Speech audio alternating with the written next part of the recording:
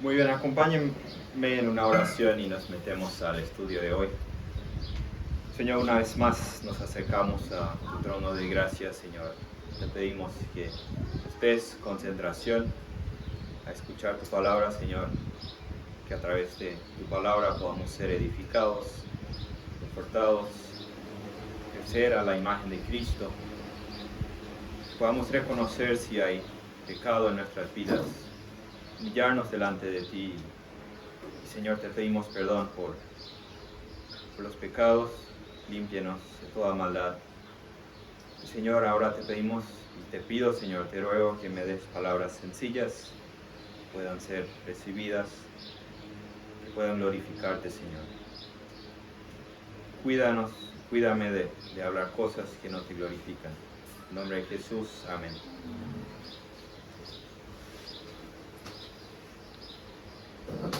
Muy bien, el título de la prédica de hoy es La doctrina que hace tropezar. La doctrina que hace tropezar. Y esa doctrina nos deja con dos caminos. Como vimos en la introducción, nos deja con dos caminos. O crees en el Señor Jesucristo o lo odias. No hay algo en el medio. No hay algo en el medio. Solo esas dos. O crees en el Señor Jesucristo y lo abrazas o lo odias. Y hoy queremos terminar el capítulo 6 del libro de Juan. Ya hemos llegado por varias semanas, si no mal me recuerdo, unas 7 semanas hemos estado en el capítulo 6 de Juan. Y hemos visto en este gran capítulo de que Jesús enseñaba quién era Él, de dónde venía, su origen. Estuvimos viendo que Jesús estaba diciendo que Él es el pan de la vida y que este pan de la vida ofrece satisfacer a la multitud. Y ahora termina el sermón como que deja a los oyentes con una decisión. O pueden abrazarlo o pueden abandonarlo. Esas dos opciones. Como ya dije, solo hay dos caminos en esta vida. Uno que te lleva a la gloriosa presencia de Dios. Y el otro que te lleva a la presencia de la ira de Dios. El camino que lleva al infierno, dice Mateo 7, es ancha la puerta y amplia es la senda que lleva a la perdición, y muchos son los que entran por ella. Pero el otro camino es entrar por la puerta estrecha. Es una puerta estrecha y angosta la senda que lleva a la vida, y pocos son los que la hallan. Ahora, obviamente el mundo rechaza este mensaje, lo rechaza, que cuando piensan en la muerte, en el fin, los asusta, les da miedo. Tan solo piensan en la muerte física y ya les da miedo, les atemoriza. Y para lidiar con ese miedo, se buscan excusas o mentiras para calmar su conciencia, diciendo que hay más caminos. Todos los caminos nos dirigen a Roma. No. O dicen que no hay infierno. Tan solo hay un infierno porque tú lo crees. Para mí no hay infierno porque no lo creo. Pero la Biblia nos presenta a dos caminos, y todos de nosotros van en uno de estos dos caminos. Y aunque Dios no nos responde de la misma manera como lo hizo con Elías, que cayó fuego del cielo, sin embargo la Biblia nos presenta los mismos caminos, las mismas opciones: creer en Jesucristo, creer que Él es Dios, creer lo que Él dijo de sí mismo, que Él es eterno, que Él es nuestro Creador, que Él es el único camino a la vida, o confiar en otro Dios, tus obras, en fama, en dinero, en riqueza, lo que sea. Y tienes que escoger entre esas dos opciones. O la Biblia es cierta, o no la es. O la Biblia es la palabra de Dios, o no la es. Dios envió a su Hijo Jesucristo al mundo a morir en la cruz o no. Solo esas dos opciones te quedan. O abrazas al único Salvador en fe o lo rechazas. Y la pregunta que quiero hacer es, ¿cuál vas a escoger? Puedes abrazarlo o puedes rechazarlo. Y eso es lo que vemos en la última parte del capítulo 6. De Juan, capítulo 6. Jesucristo ha dicho, yo soy el pan de la vida, el pan que sacia tu hambre. ¿Y tú cómo respondes?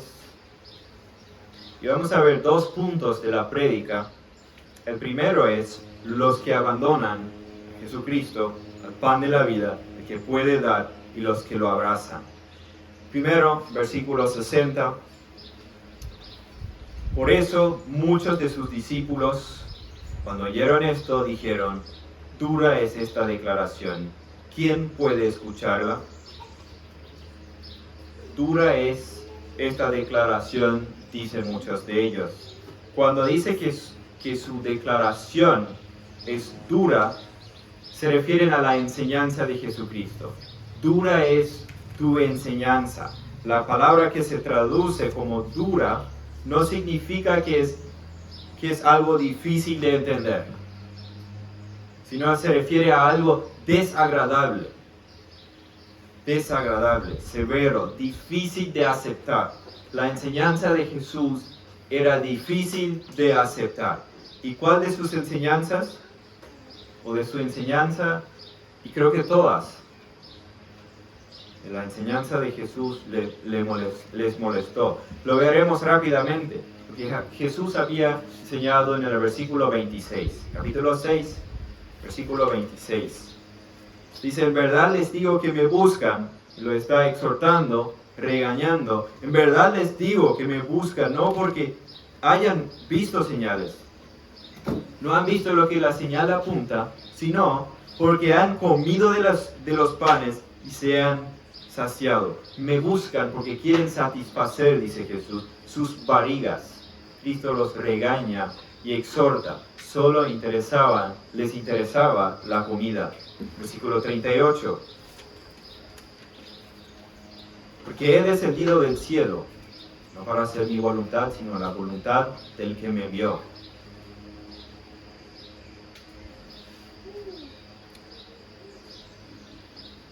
Les molestaba que Jesús decía, he descendido del cielo.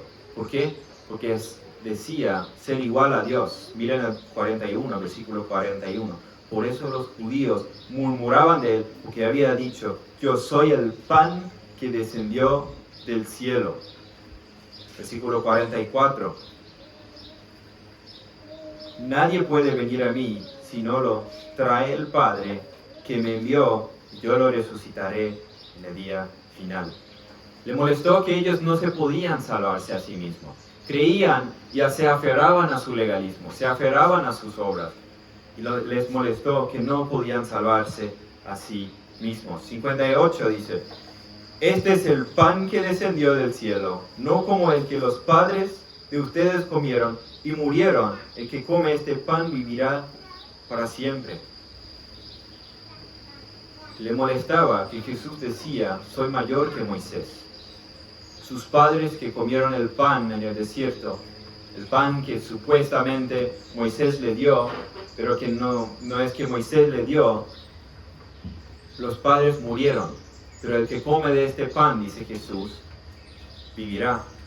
56, dice el versículo 56, el que come mi carne y bebe mi sangre, permanece en mí y yo en él.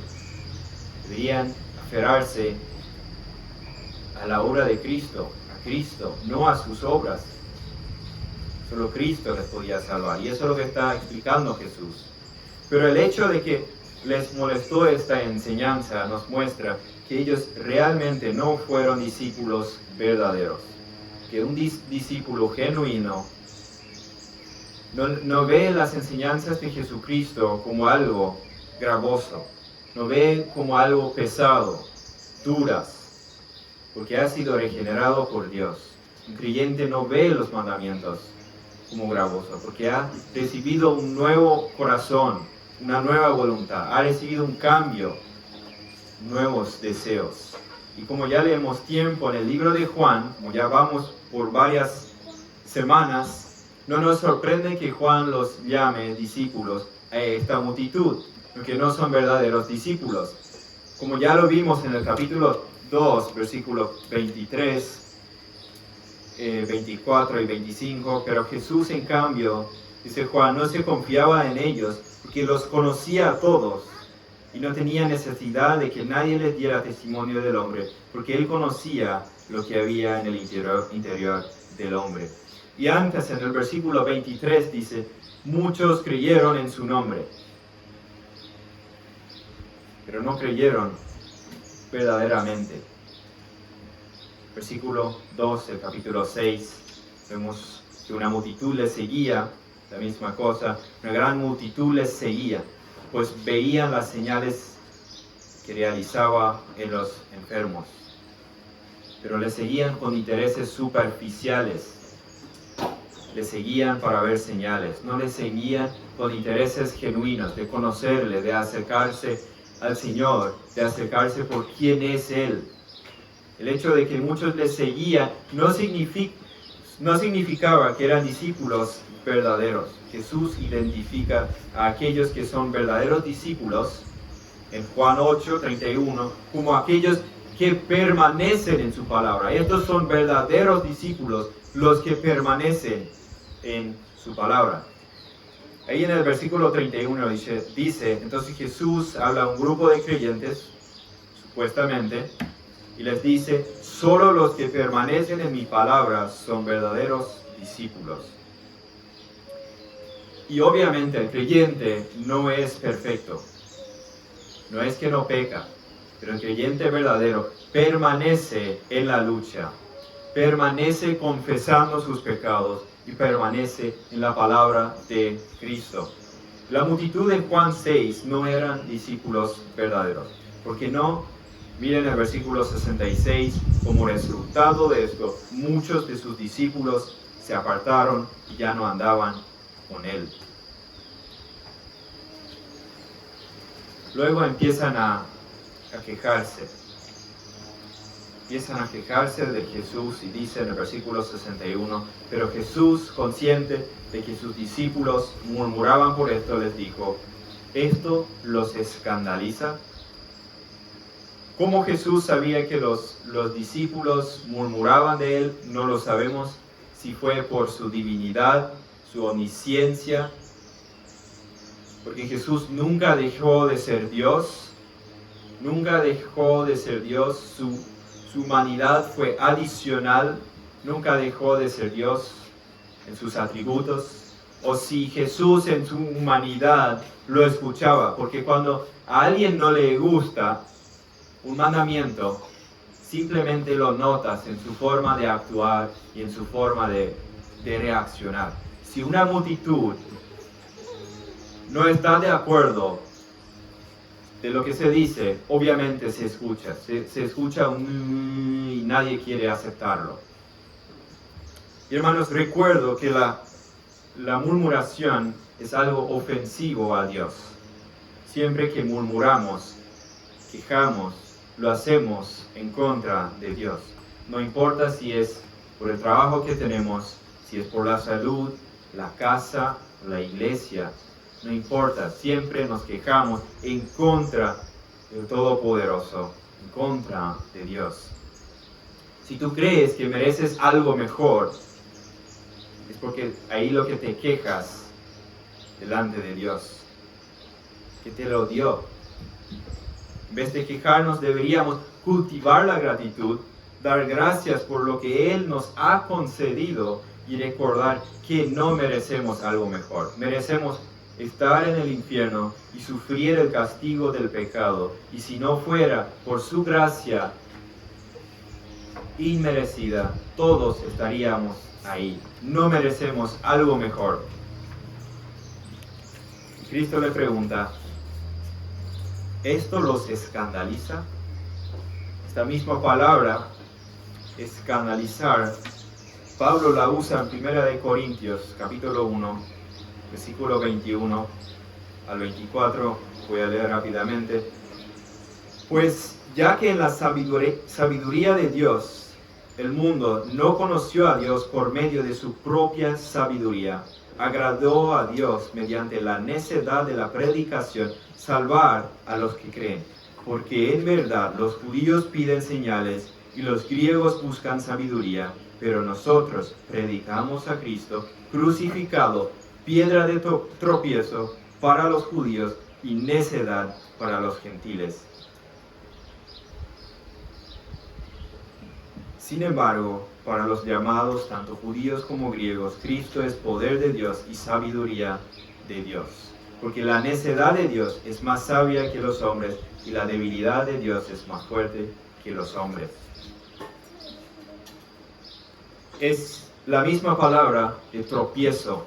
Cristo es un tropiezo para el mundo, para el incrédulo. Cristo es un tropiezo. El mundo ve a Cristo y se tropieza. Creen que el Evangelio es necio, es necedad. Un Mesías muriendo en la cruz, un Mesías muerto, es necedad para el mundo. Versículo 62. Pues, ¿qué si vieran al Hijo del Hombre ascender a donde estaba antes?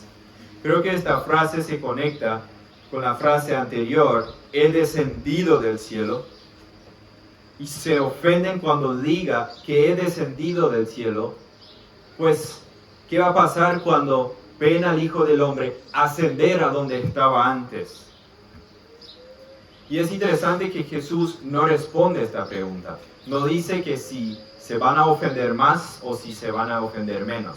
Pero lo que sabemos es que para unas personas Jesucristo es el mayor tesoro, la única esperanza, y para otros es piedra de tropiezo, como vimos en 1 Corintios, piedra de tropiezo para su propia perdición. Y esa palabra, piedra de tropiezo, también la usa Pedro, en 1 Pedro capítulo 2, 7 al 8, y dice, la piedra que desecharon los constructores, esa en piedra angular se ha convertido.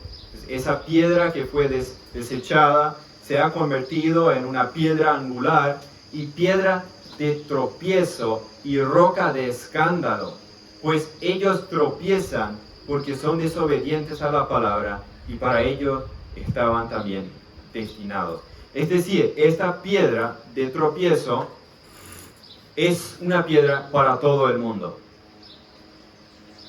O es una piedra en donde se edifica tu vida, o es una piedra de tropiezo en donde vas a golpear tu dedo del pie y vas a caer encima.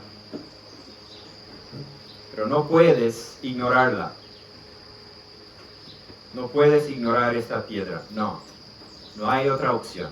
O crees, como ya vimos, o crees para salvación, o lo rechazas para perdición. Además, es interesante la forma que habla de ser levantado. Y nos deja con dos posibles opciones. Primero es que Jesús estaría hablando de su levantamiento al cielo.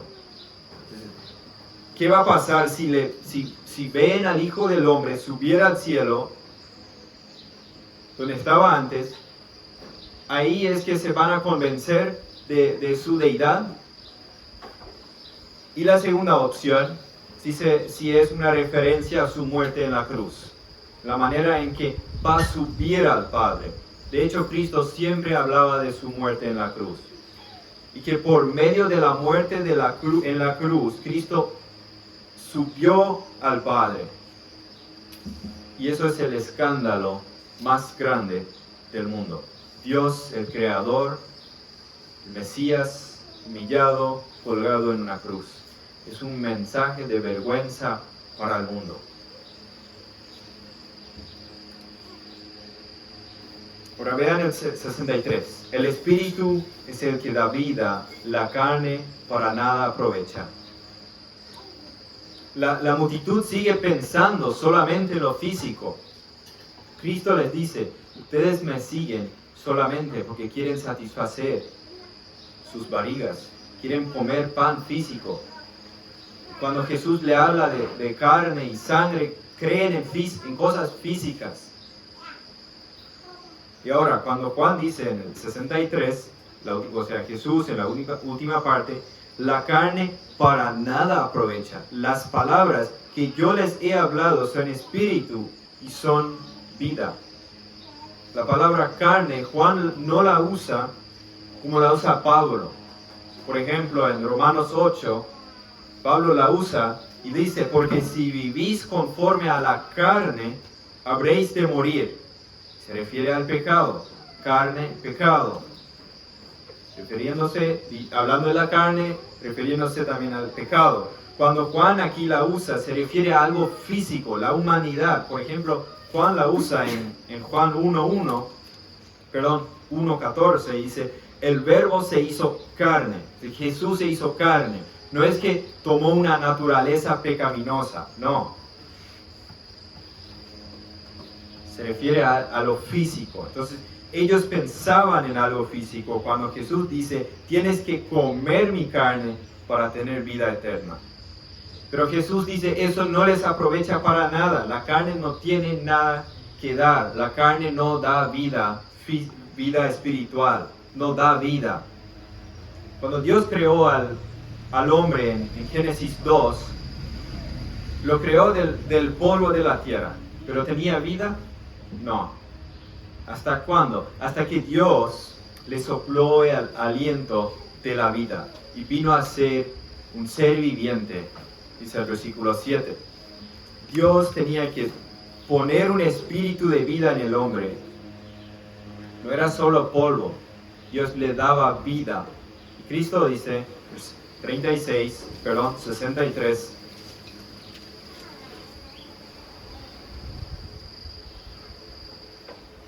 las palabras que yo les he hablado son espíritu y son vida.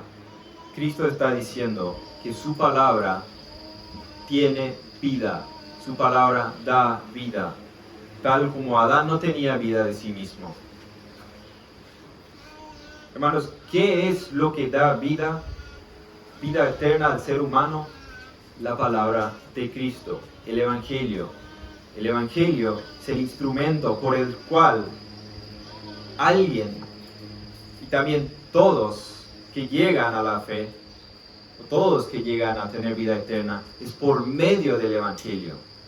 Romanos 1:16, y espero que todos lo sepan de memoria, porque no me avergüenzo del Evangelio, porque es poder de Dios para salvación de todo el que cree.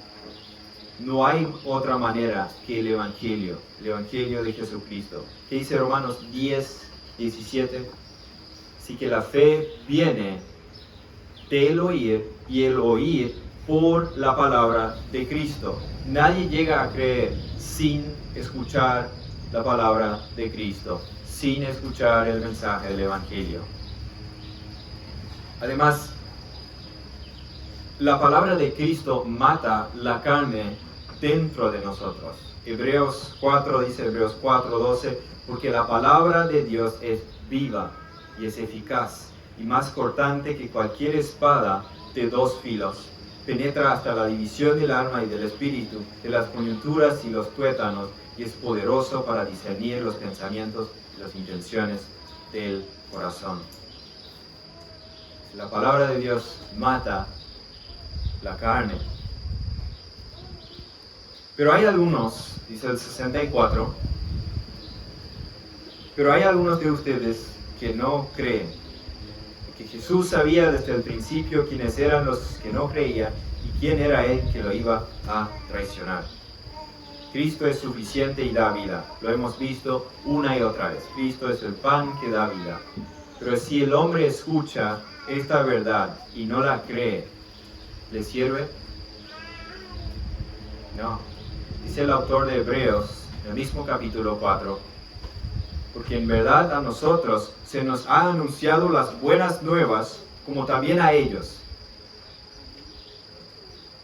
Pero la palabra que ellos oyeron no les aprovechó por no ir acompañada por la fe en los que la oyeron. No hay algún provecho en escuchar la palabra de Cristo y no creer. El Evangelio es poder para salvar. Sí, Cristo es el pan de vida, sí, pero no te aprovecha si no lo crees, sino al contrario, hace más responsable. Escuchar el mensaje del Evangelio, rechazarlo, hace más responsable. Mayor es la condenación, porque han escuchado el mensaje del Evangelio y lo han rechazado. Recibieron la luz y la rechazaron.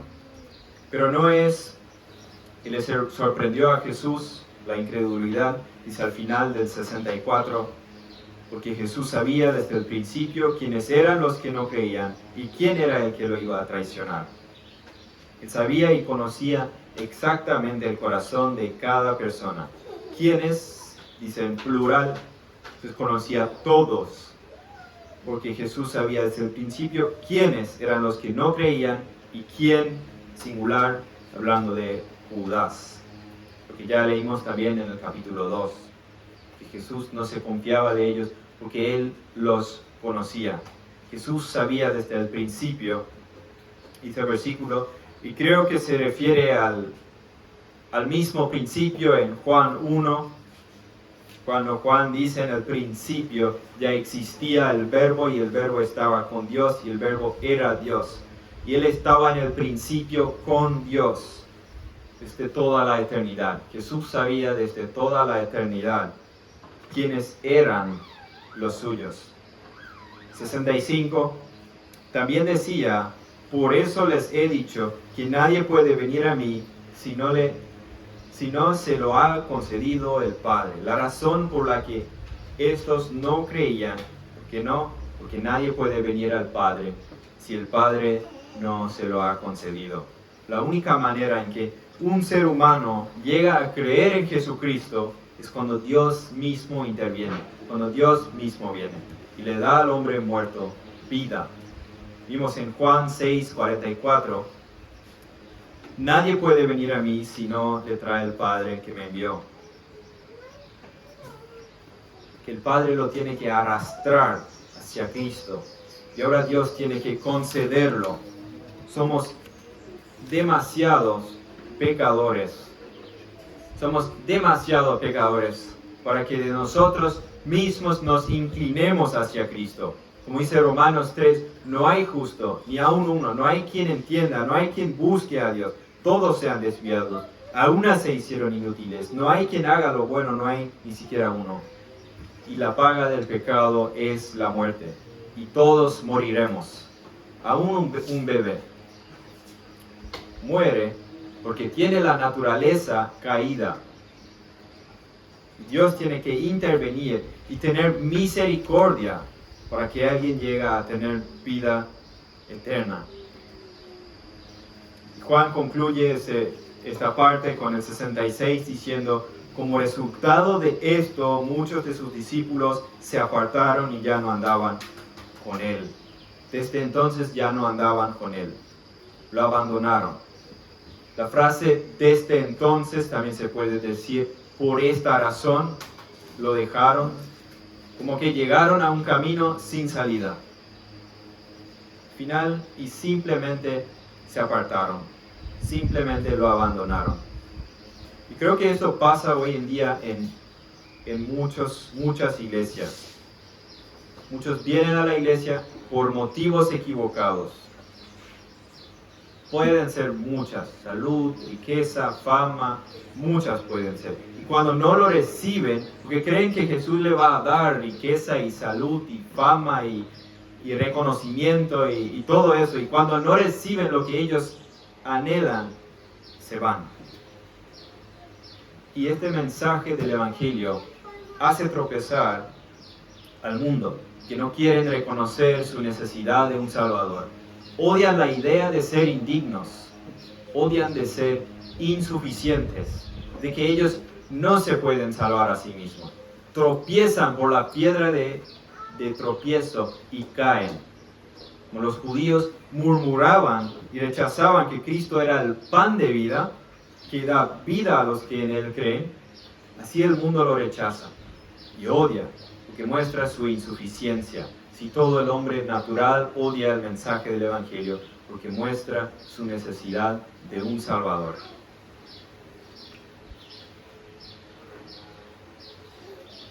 Pero para aquellos que reconocen su miseria espiritual, el mensaje del Evangelio es gozo eterno. Y con eso llegamos al segundo punto de la prédica, los que abrazan a Cristo. 67. Entonces Jesús dijo a los 12 discípulos, ¿acaso también ustedes quieren irse?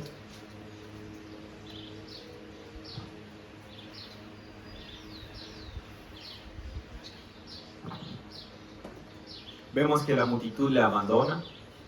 Cristo pregunta a los 12 discípulos, ¿y ustedes qué van a hacer?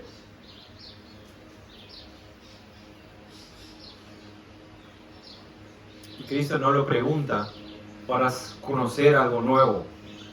Ya lo dijo en el 64. Jesús sabía desde el principio quiénes eran los suyos. Y eso es interesante porque Cristo no dijo, esperen, lo podemos negociar. A ver si le cambio un poquito el tono, pero no se vayan ustedes. No, se dirige a ellos y dice, ¿acaso también ustedes quieren irse? Ahora, pónganse en el lugar de Pedro, que Pedro lo que va a tomar el micrófono después y va a hablar. Pónganse en el lugar de Pedro, usen un poquito su imaginación, solo ahora. El Señor se dirige a ti y ves que una gran multitud le abandona. Entonces el Señor se dirige a ti y te pregunta, ¿quieres irte también? ¿O estás dispuesto a entregar todo? ¿Estás dispuesto a seguirme? Aunque tus mejores amigos te abandonan, ¿estás dispuesto a seguirme en pobreza, riqueza, incluso cuando tu familia te abandona? Pero aún más, cuando personas de tu iglesia se van, ¿estás dispuesto a dejarlo todo por mí, a seguirme? Jesús dijo en Lucas 14, si alguno viene a mí y no aborrece a su padre y madre, a su mujer e hijos, a sus hermanos y hermanas, y aún hasta su propia vida, no puede ser mi discípulo. Si amamos alguna cosa por encima de Cristo, no puedo ser el discípulo de Cristo, dice él. Y la pregunta que nos queda es, ¿qué es lo que debo de dejar de amar? Y una palabra simple es todo, simplemente todo. Todo lo que te aparte de Cristo. Cristo debe gobernar nuestra vida. Y si amo a mi esposa y a mis hijos, es por medio de Jesucristo, por medio del amor de Jesucristo. Y así es toda nuestra vida, el trabajo, nuestros amigos. Los amamos, obviamente, los amamos con todo corazón por medio de Jesucristo, que nos amó.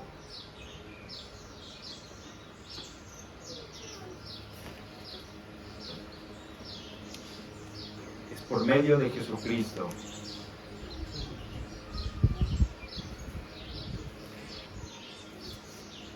Y ahora, como suele ser, Pedro toma el micrófono, el portavoz y habla. 68. Simón Pedro le respondió, Señor, ¿a quién iremos? Tú tienes palabras de vida eterna. Hermoso es lo que dice Pedro. Pedro hace dos afirmaciones aquí, la primera en el verso 68 y la otra en el verso 69. Pero Señor, ¿a dónde iremos? ¿Hay otro Mesías? ¿Hay salvación en alguien más? ¿Hay otra verdad? Y su respuesta es obvia, no hay otro Señor, no hay en otro salvación. Pedro dice, ¿a quién iremos? Tú tienes palabras de vida eterna.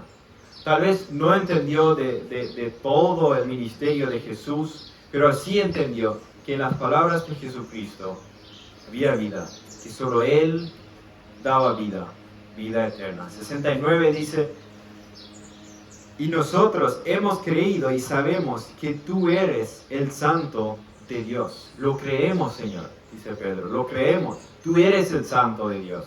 Tú eres el apartado por Dios para cumplir su voluntad. Jesús mismo, cuando los judíos lo quieren apedrear, matarlo por confesar que Él era Dios, en Juan 10:36, Jesús dice, y hablando de sí mismo, al que el Padre santificó y envió al mundo, ustedes dicen blasfemas, porque dice, yo soy el Hijo de Dios. Dice que el Padre lo santificó, lo apartó para hacer su voluntad. Pedro dice, hemos creído y creemos, o sabemos. Eso es la vida cristiana. Llegamos a la fe y perseveramos en la misma fe. A cambio, los falsos discípulos habían creído supuestamente, pero cuando le alcanza algo molestoso, ya lo abandonan. Nunca fueron verdaderos discípulos. Pero esa confesión de Pedro no es que él mismo la inventó. No es que llegó a la conclusión por su propia inteligencia. No, si leemos el verso 65, dice que por eso les he dicho que nadie puede venir a mí si no le ha concedido el Padre. Dios lo reveló a Pedro. De hecho, Pedro hace una confesión similar en Mateo 16. Quiero leerlo rápidamente. Mateo 16, 15 al 17. Entonces Pedro dijo a Jesús,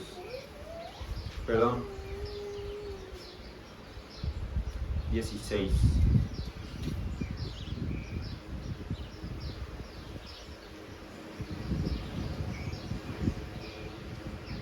Dice Pedro, tú eres el Cristo, el Hijo del Dios viviente. Entonces Jesús le dijo, bienaventurado eres Simón, hijo de Jonás, porque esto no te lo reveló carne ni sangre, sino mi Padre que está en los cielos. ¿Cómo llegó a la conclusión? Que Dios el Padre lo reveló.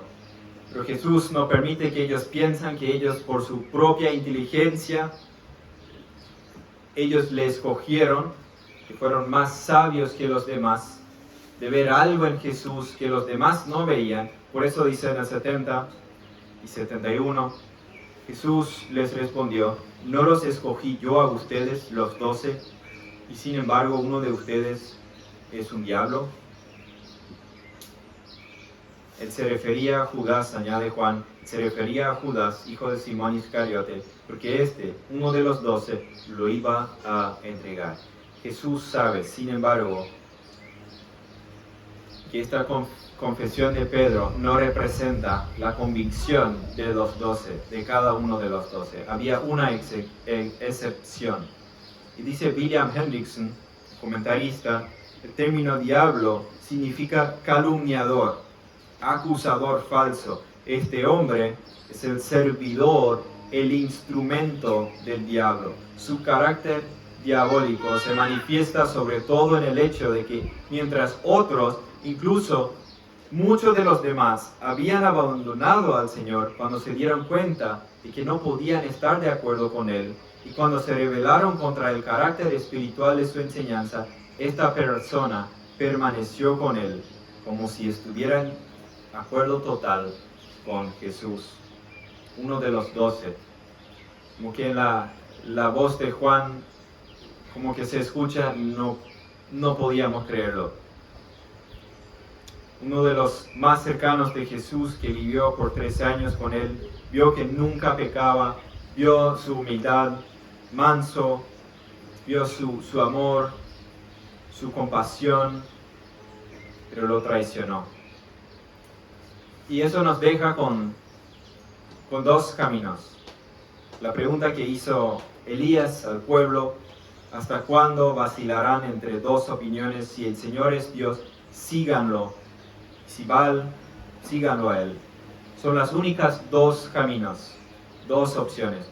O Baal es Dios o el Señor es Dios, pero no hay más opciones. No es que Jesús es nuestro Dios y cualquier otra cosa. No.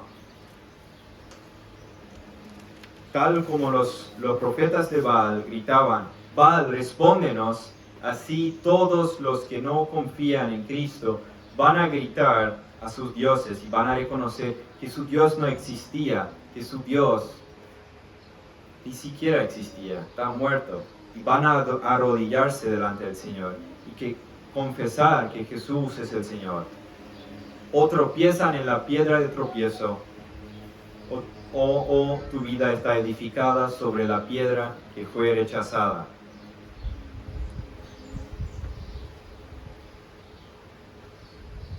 Y yo nos quiero exhortar, no rechaces al único camino, no rechaces al único sacrificio que hay.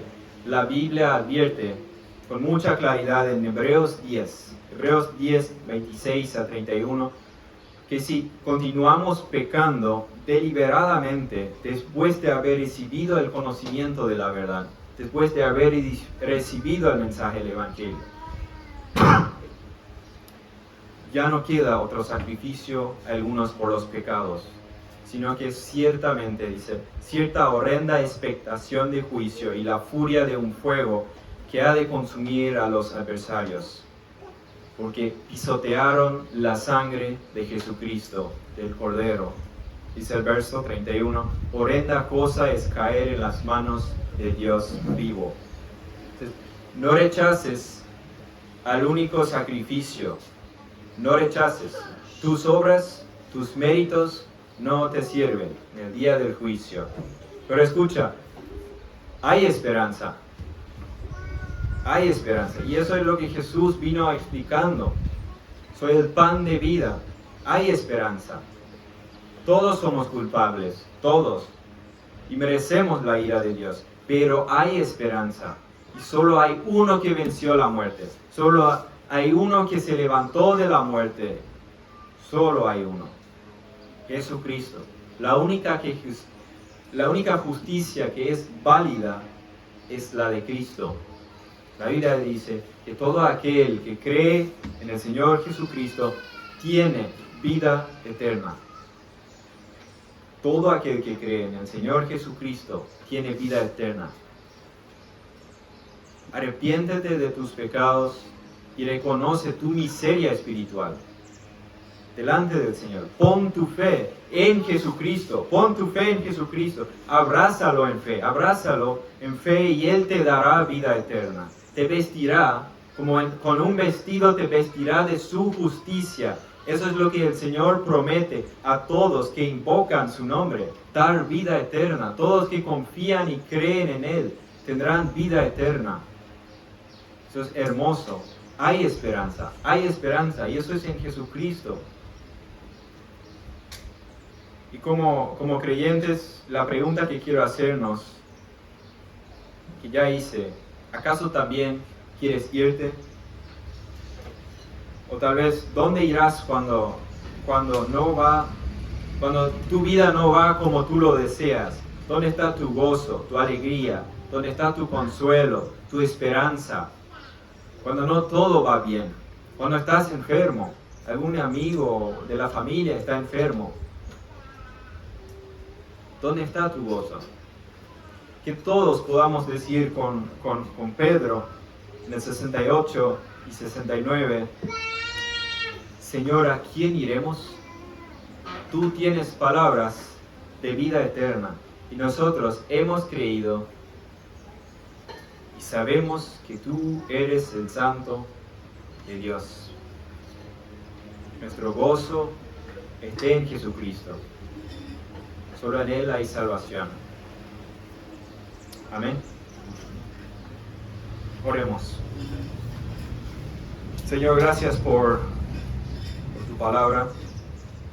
Señor, te agradecemos que nos podamos secar a tu palabra, estudiarla. Señor, te pedimos que que nos ayudes a no ser quejosos, como esos judíos que se quejaban por tus enseñanzas, Señor.